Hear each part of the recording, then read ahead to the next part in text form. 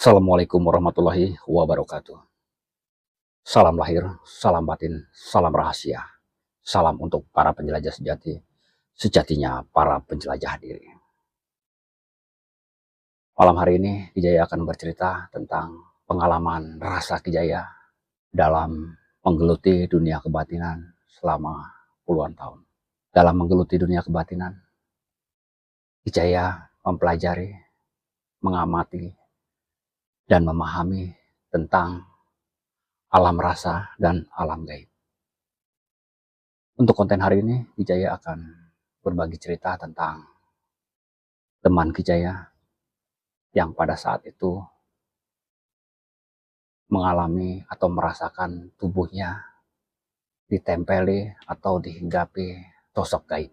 Pada saat itu, teman Kijaya seperti biasa suka ngobrol dan berbincang-bincang dengan Kijaya. Kijaya melihat dan merasakan tubuh teman Kijaya ini terasa capek, terasa lelah, seperti orang sedang sakit, lemes, dan kurang bertenaga atau bergairah. Tepatnya sekitar habis sisa, dia datang bertemu Aki dan bertanya, kelihatannya capek banget badan, gak enak badannya. Dia menjawab, iya nih badan kayaknya gak enak banget. Pundak terasa berat, kepala sakit, badan lemes banget. Aki bertanya, emang habis ngapain aja? Kok kelihatannya capek banget? Ya seharian habis beres-beres. Terus sorenya saya mau pasin pohon atau nebangin pohon. Batang-batangnya saya papasin biar rapi. Setelah selesai mapas pohon, setelah selesai nebangin batang-batang pohon, ya istirahat sebentar terus mandi. Setelah mandi, saya kesini. Dalam ceritanya, rasa Aki mengatakan ada sosok gaib yang menempel di tubuhnya. Dan rasa ini mengatakan sosok itu berbentuk hitam dan berbulu. Seolah-olah sosok itu sedang digendongnya. Rasa Aki melihatnya, sosok itu digendong di belakang dan sikut-sikutnya ini menekan pundaknya serta tangannya mencengkram kepalanya. Jadi sosok itu di belakangnya sedang berpegangan di kepalanya dan sikutnya menekan pundaknya.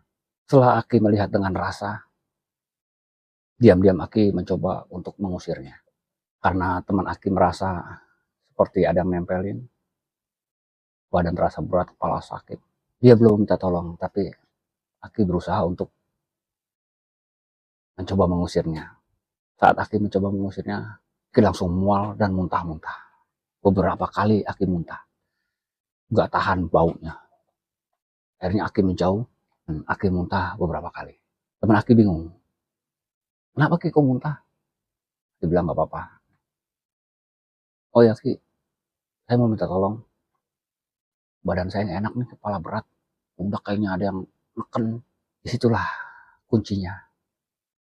Saat orang tersebut minta tolong dan dia yakin, Aki baru siap. Aki coba membaca dan membentengi raga Aki, agar apa yang tadi terjadi pada diri Aki tidak terulang lagi. Saat dia sudah berucap minta tolong, Aki langsung mengatakan, tarik napas dan baca. Lalu Aki mencoba merafalkan apa yang Aki punya untuk mengusir apa yang ada di badannya. Aki suruh tarik napas, tahan perut, buang napas pelan-pelan dari mulut.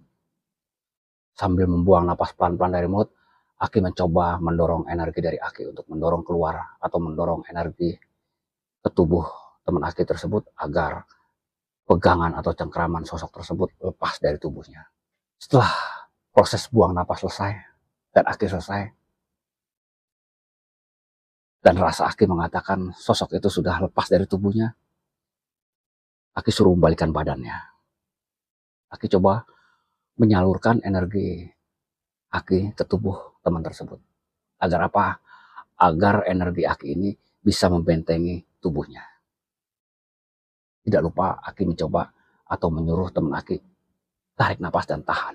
Pada saat energi Aki disalurkan, Aki menyuruh buang napas pelan-pelan. Setelah Aki menyalurkan, dan menotok tubuhnya. Akhirnya teman Aki rasa pusingnya, berat di pundaknya, dan rasa mualnya hilang. Tapi tetap masih lemes dan ada pusing-pusing dikit. Efek-efek dari rasa sosok tersebut. Setelah enakan badan, Aki suruh ambil air segelas. Karena ada teman, Aki suruh ambilkan air segelas. Setelah diambilkan, Aki bacakan, dan Aki kasih teman Aki untuk meminumnya. Sebelum minum, baca bismillah. Karena dia yakin dan dia minta tolong, akhirnya Aki bisa membantu teman Aki lepas dari cengkraman atau sosok yang mengikutinya atau menempelinya. Bukan berarti Aki memiliki kelebihan atau apa, bukan. Tapi karena orang tersebut meminta tolong dan dia yakin. Karena sebelumnya pada saat dia belum minta tolong, Aki mencoba berusaha mengusirnya, Aki nggak kuat. Dan Aki mencium baunya hingga mual, pusing, dan muntah-muntah. Lanjut cerita, setelah teman Aki minum, seperti biasa, Aki minta maaf dan minta tolong pada teman Aki. Aki ingin menepak jidatnya. Agar apa? Agar pandangan dia yang agak buram, kepala yang agak pusing, biar terang kembali dan tidak pusing lagi. Akhirnya, teman Aki mengizinkan.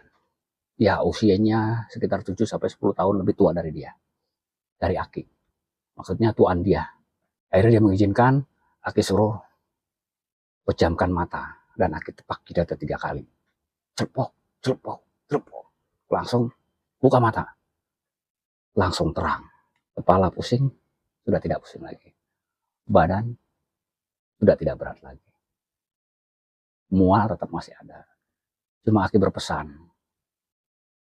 yang sudah, ya sudah, jangan diingat-ingat lagi. Biar rasa yang sudah terbuang tadi tidak kembali lagi ke diri kita. Setelah semuanya selesai, Aki berpesan pada teman Aki. Lain kali hati-hati. Terutama kalau kita menebang pohon, entah pohon yang sudah puluhan tahun atau apa, walaupun hanya memapas batang-batangnya, kita harus hati-hati. Karena kita tidak pernah tahu di pohon tersebut, entah ada penunggunya atau tidak. Jadi, Aki hanya berpesan, numpang-numpanglah padanya. Jika kita ingin menebang pohon atau permisi. Sama seperti kita hidup di alam syariat. Bila kita ingin melewati atau memasuki wilayah orang, ya kita permisi atau apa. Cerita ini atau pengalaman ini sekitar 3 tahun yang lalu.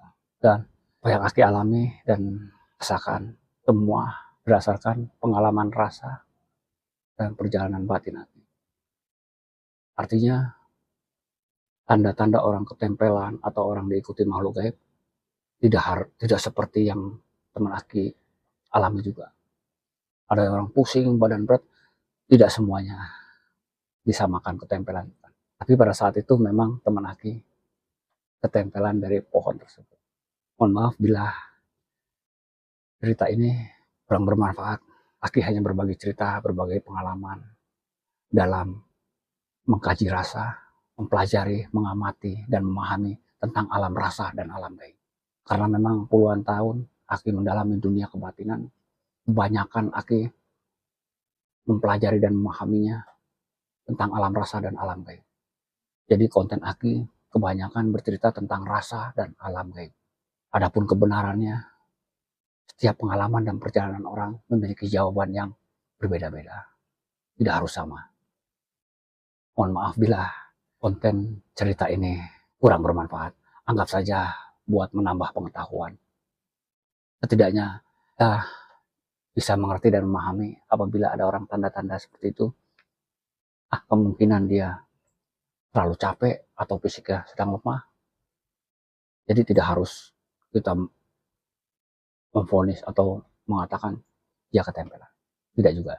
Hanya itu yang Ki Jaya bisa bagikan pengalaman perjalanan batin Ki Jaya ini. Mohon maaf bila ada salah-salah kata. Billahi taufiq wal hidayah.